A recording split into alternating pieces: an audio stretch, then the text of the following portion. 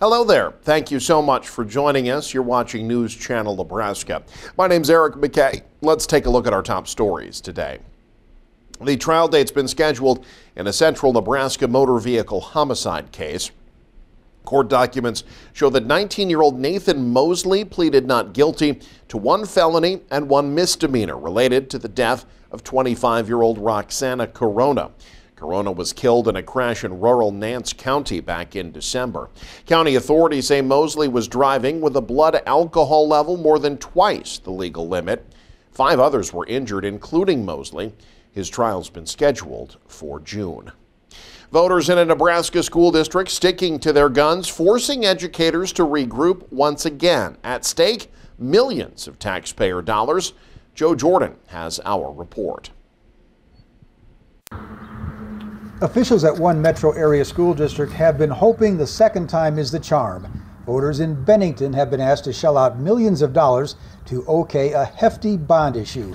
2 years ago, voters here shot down a $150 million bond issue that was largely aimed at building a second high school, but it also included other changes, such as more security and laying the groundwork for another elementary school. This year's bond issue, with Bennington High getting more and more crowded, is only about that second high school, and the voters have spoken. In this heavily Republican school district, 49% Republican, 27% Independent, and 23% Democrat, the bond issue once again came up short. 51% against, 49% in favor. In 2022, 67% of the voters here voted against the bond issue, which would have raised property taxes on a $500,000 home an estimated $490 a year. This time around, that was cut in half, and officials say the green light would increase taxes on that $500,000 home $245 a year. But again, the bond issue failed in a district where Republicans outnumber Democrats nearly 2-1. In Bennington, Joe Jordan, News Channel, Nebraska. Governor Jim Pillen has approved the regulations governing pharmaceutical gender-altering treatments for anyone under 19. LB 574, the so-called Let Them Grow Act, was passed last year. It requires the Chief Medical Officer of the Health and Human Services Department to provide the guidance and the rules for those gender-altering treatments. That includes establishing the criteria and the conditions to regulate the prescriptions, the sale and the use of puberty-blocking drugs and cross-sex hormones. Among the regulations approved by Pillen on Tuesday, a requirement that a patient get at least 40 gender identity-focused contact hours of therapeutic treatment prior to receiving medications. Medical practitioners that prescribe the treatment also have to undergo additional training. Now, patients are exempt from the new rules if they began getting medication prior to October of last year. Are TikTok's days numbered in America? The U.S. House passing a bill Wednesday that would lead to a nationwide ban of the popular video app if its China-based owner doesn't sell. The bill passed Wednesday by a vote of 352 to 65. All 3 of Nebraska's members of the U.S. House voted in favor of the measure. Lawmakers are acting on concerns that the company's current ownership structure is a U.S. national security threat. It now goes to the Senate, where its prospects are unclear. TikTok has more than 150 million users in America. It's a wholly owned subsidiary of Chinese technology firm ByteDance. The lawmakers contend ByteDance is beholden to the Chinese government, which could demand access to the data of TikTok's consumers in the U.S. TikTok has denied it's being used as a Chinese government tool. As parents fret over whether teens are safe as they use social media, a new survey indicates some teens are putting limits on themselves, and they think their parents should too. Karen Kafa has more. In the midst of discussions of the potential harm of social media use to teens' mental health, a survey from the Pew Research Center found some teens dialing back their use. About 4 in 10 have cut back on their social media use, and about a third say that they've cut back on the time that they spend on their smartphone. Monica Anderson, director of Internet and Technology Research for Pew, said teen girls, who other studies have indicated may face particular social media risks to mental health and body image, are also more likely than teen boys to set limits. Girls are more likely than boys to say they spend too much time on either of these technologies, but they're also more likely than boys to say that they've taken steps to cut back on the time that they use on either social media or on their phone. The survey also found teens mindful of their parents' screen time and how it impacts family interactions. We asked teens to assess how often their parent was distracted when they're trying to have a conversation with them, and nearly half of teens said that this happens at least sometimes. Still, many parents said it's a priority to keep tabs on their teens' screen time, with both parents and teens equally likely to say they argue sometimes about when it's time for teens to put the phone down. In Washington, I'm Karen Kafa. We're getting an idea of the cost of the damages caused by that fatal explosion in central Nebraska. It totals in the millions. The blast happened in Wood River over a week ago. Authorities say it was arson. They say the suspect died after tampering with the natural gas system in the house. Now, local officials say nearly 60 buildings have some type of damage. 45 of those structures are homes. Wood River City Hall, elementary school, and library were also damaged. Hull County Emergency Manager John Rosenlund says they've estimated between $1.7 million and $1.8 million worth of damage for residents and $1.7 million for non-residential buildings. And he says there's still cleanup work to do. They'll be cleaning up that block.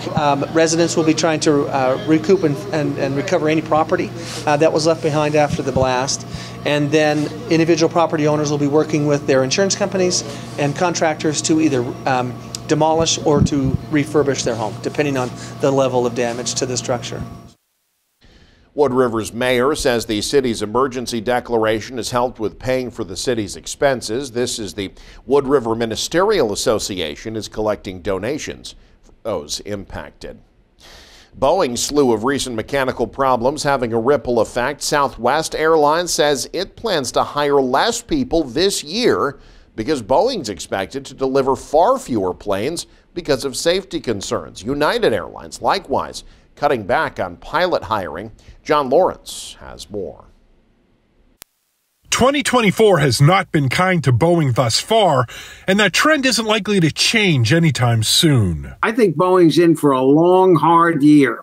On Monday, according to a passenger, a 787 Dreamliner heading from Australia to New Zealand abruptly dropped hundreds of feet mid-flight in what LATAM Airlines called a technical event. And I opened my eyes, and there was various individuals at the top of the plane, just stuck to the roof, and then they fell to the floor.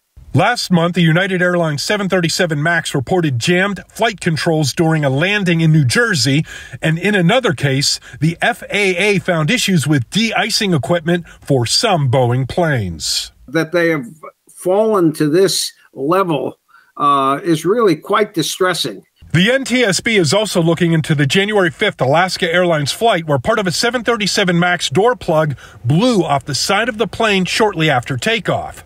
Alaska Airlines says the plane in question was due for maintenance on the same day of the incident.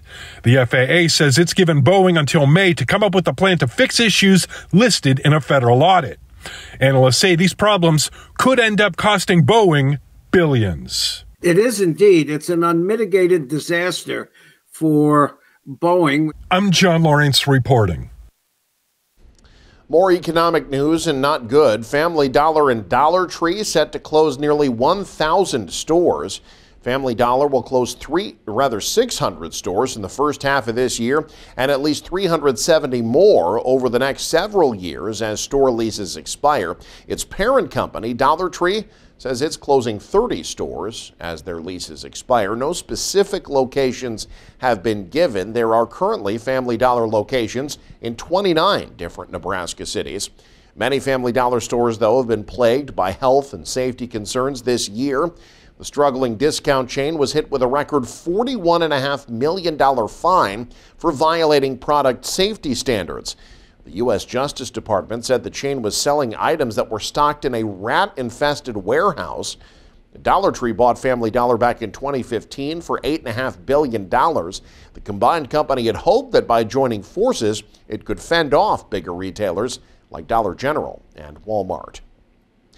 3 prominent alumni joining a Central Nebraska High School's Hall of Fame at a ceremony yesterday. Grand Island Public Schools and the Grand Island Schools Foundation unveiled their new Hall of Fame wall kiosk with 3 new members. The kiosk, a computer that allows people to look up facts about the 74 inductees. The 3 newest, George Ayub, Dr. Thomas Meadall, and Steve Hornady. I feel really honored and humbled because this is, if you look at the board, there's some really spectacular people that did way more than I've done. But I guess it's just humility, and I think back to the things that I learned in high school that eventually came around and helped me. I guess humility, and I'm just humbled by the honor. I come back quite a bit because we have family here, but yeah, it's great. Walking through those doors, wow, what a not the usual ones that I would come in here of course, but what a great deal. Yeah, I really enjoyed it. Really, really very special. Ayub is a columnist, journalist, and writer. Meadall studied biology, went on to get a PhD in microbiology. Hornady wasn't in attendance. He's the president of Hornady Manufacturing in Grand Island. Well, St. Patrick's Day is coming up, and towns all over Nebraska are preparing the holiday. Andrew Pfeiffer gives us a look at a couple of those towns. As St. Patrick's Day is approaching, many towns in Nebraska are gearing up for the holiday. I'm here in Wisner. I'm actually standing in front of their Blarney Stone. Now, if you don't know what a Blarney Stone is, it's a Carboniferous limestone that is from Cork, Ireland, which is about 5 miles outside of there is the Blarney Castle. And the Blarney Castle is a historical symbol for the country of Ireland and for St. Patrick's Day culture. Blood runs green in Wisner, Nebraska. The town has been preparing for their St. Patrick's Day celebration this weekend. A lot of people in our town have an Irish background, and so, to be honest, I'm not really sure exactly how it started, but there are a lot of Irishmen and women in our town, so. Since the beginning of the year, the town has been preparing for the holiday on Sunday by gathering fundings and different organizations to pitch in. We go around and ask for some donations throughout the town, and we put that towards kids' games, some stuff for the parade, just keeping things alive in our town. Like, that's what I love about it. Some towns have been notoriously known in Nebraska for their St. Patrick's Day celebration. O'Neill is the Irish capital of the state. The O'Neill Fire Department and the O'Neill Finians will get the pond green down in Kearney Park. Chicago might dye the river. We dye the pond green. A tradition that has been around for 57 years, O'Neill prides themselves for putting on quite the show for families. When I look up and down the parade route there on Douglas Street and see all those people, and the kids are so excited to be picking up the candy, and the parents are seeing people that they haven't seen for a long time, and it's just a great time for people to get together and just have some fun. If you don't leave there with your cheeks and your sides sore from laughing, you didn't do it right. Now, we want to know from you guys, who do you think celebrates St. Patrick's Day the best in the state of Nebraska? Go ahead, leave a comment, send us a note. Let us know who you think has the best holiday traditions in the state of Nebraska. Reporting in Wisner, Andrew Pfeiffer, News Channel, Nebraska. And you'll need the luck of the Irish to win big in the Powerball jackpot, which now stands at more than $500 million. Rose to $559 million after no one matched all 6 numbers on Monday. The pot's been growing all year. There's been no winner since New Year's Day. Now, if you choose the lump sum option, that's worth an estimated $273 million. A lot of gold in that pot at the end of the rainbow. The next drawing is Wednesday night. You can stay up to date with the very latest by following us online. Head to newschannelnebraska.com. Click on the news tab there. You can also follow us on X, like us on Facebook and Instagram as well. Thank you so much for joining us. Have a great day. You're watching News Channel Nebraska.